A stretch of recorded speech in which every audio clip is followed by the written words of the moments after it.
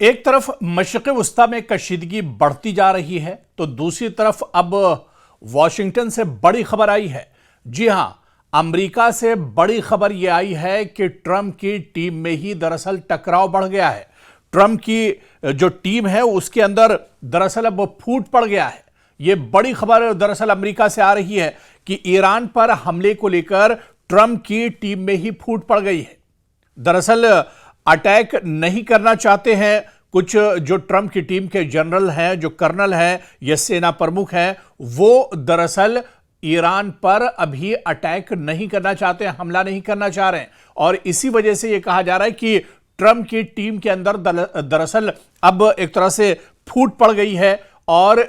Team के अंदर ही अब एक तरह से टकराव जैसे हालात बन गए हैं। दरअसल डोनाल्ड ट्रंप की टीम के भीतर गहरी बहस इन दिनों चल रही है। ज्वाइंट चीफ ऑफ स्टाफ के चेयरमैन जनरल डैन कैन ने चेतावनी दी है कि ईरान के खिलाफ बड़ा हमला अमेरिका को एक तो लंबे और खतरनाक युद्ध में फंसा सकता है। यह दरअसल डोनाल्ड ट्रंप के बहुत करीबी, डोनाल्ड ट्रंप के बहुत एतमाद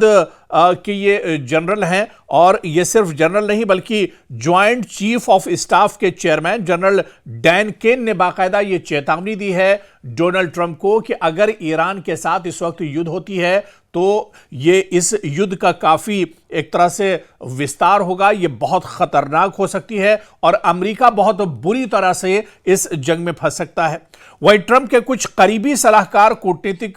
को मौका देने की बात कह रहे हैं। जो ट्रंप के कुछ तज्जियाकार हैं, ट्रंप के जो सलाहकार हैं, वो ये कह रहे हैं कि कुछ अभी और इस पर मंथन किया जाए, कुछ गौर व फिक्र किया जाए, बातचीत की जाए और उसके बाद कोई बड़ा कदम दरअसल उठाया जाए। तो एक तरफ ईरान के साथ मशरिक़ वस्ता में लगातार कशीदगी बढ़ती जा रही है और दूसरी तरफ जो खबर अमेरिका से आ रही है वो बड़ी चौंकाने वाली है कि अमेरिका में राष्ट्रपति डोनाल्ड ट्रंप की जो टीम है, जो डोनाल्ड ट्रंप के भरोसेमंद साथी हैं, वो दरअसल अब एक तरह से मुत्तफिक नहीं है या फिर डोनाल्ड ट्रंप के किसी भी फैसले से सहमत एक तरह से नजर नहीं आ रहे हैं। और इसी तरह से जो आर्मी चीफ हैं उन्होंने अब एक तरह से कह दिया है कि ईरान पर जंग करने से पहले इस पर और बातचीत करनी चाहिए, क्योंकि अगर ईरान के साथ जंग छिड़ती है तो इसमें अमेरिका बुरी तरह से फंस सकता है। सवाल यहां पर बिल्कुल साफ है कि ईरान पर हमला किया जाए या कूटनीति को और मौका दिया जाए। अब यह दरअसल सवाल पैदा हो गया अमेरिका के अंदर और इन सवालों के बीच अब डोनाल्ड ट्रंप की टीम में ही मतभेद खुलकर, जो ना इत्तेफाकी है वो खुलकर एक तरह से सामने आ गई है। अमेरिकी सेना के टॉप अधिकारी और ज्वाइंट चीफ ऑफ स्टाफ के चेयरमैन डैन केन ने राष्ट्रपति ट्रंप और राष्ट्रीय सुरक्षा टीम को सलाह दी है कि ईरान के खिलाफ कोई बड़ा हमला न किया जाए या कोई बड़ी कार्रवाई न की जाए, क्योंकि अगर कोई बड़ी कार्रवाई की जाती है तो उसमें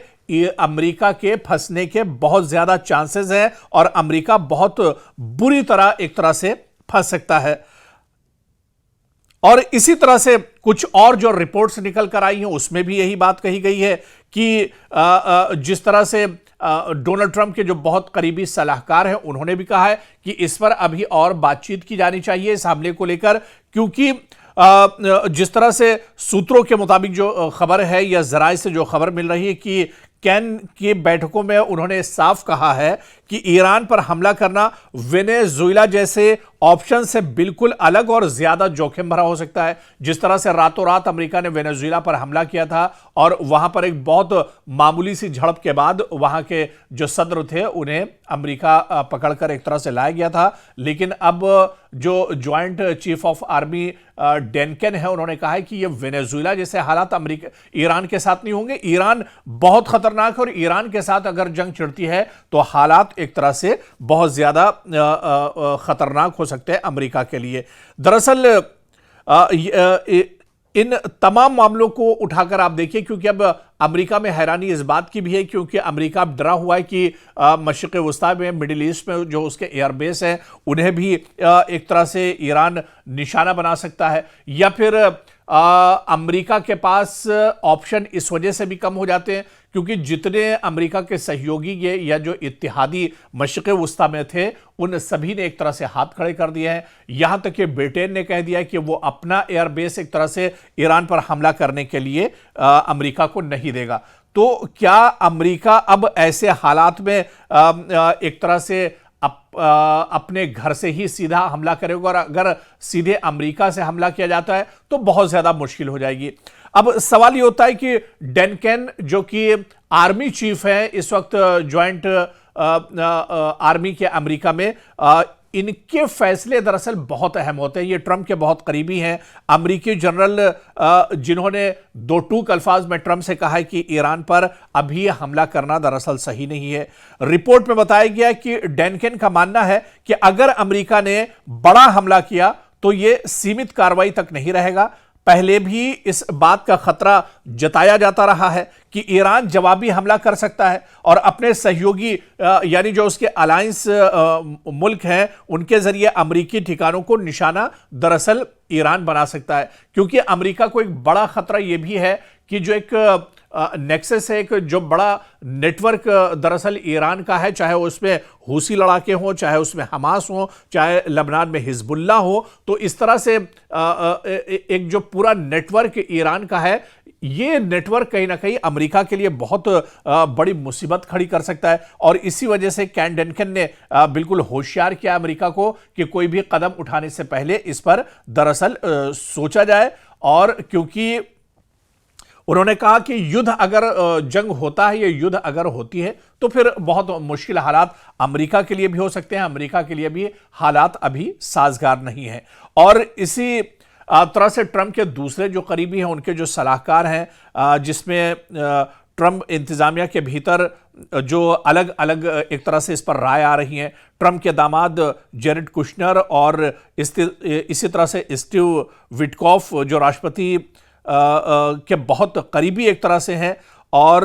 डोनाल्ड ट्रंप हमेशा इनसे एक तरह से मशवरा लेते हैं। दोनों का प्लान है कि वो ईरान के जो विदेश मंत्री हैं अब्बास अराक्ची से मिलकर समझौते की संभावना भी तलाश रहे हैं। तो एक तरफ तो डोनाल्ड ट्रंप